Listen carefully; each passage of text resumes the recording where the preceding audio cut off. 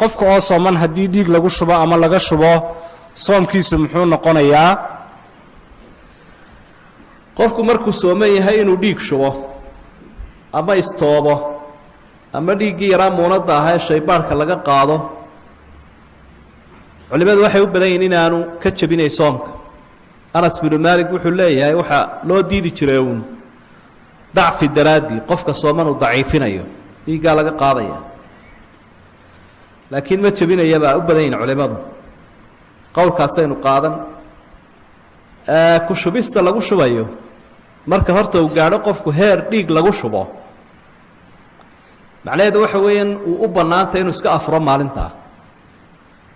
waman kaana mariidan aw calaa safarin faciddatun min ayaamin ukhar, ilaahay baaba u xalaaleeyeyba sida aayadda aynu akhrina ay sheegayso.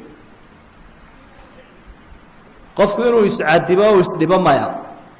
marka bukaan buu gaadhay ilaa heer dhiig lagu shubayo maya, alla ma cadibina waa loo raaxeeye, mashaqadii waa laga dulqaadaye.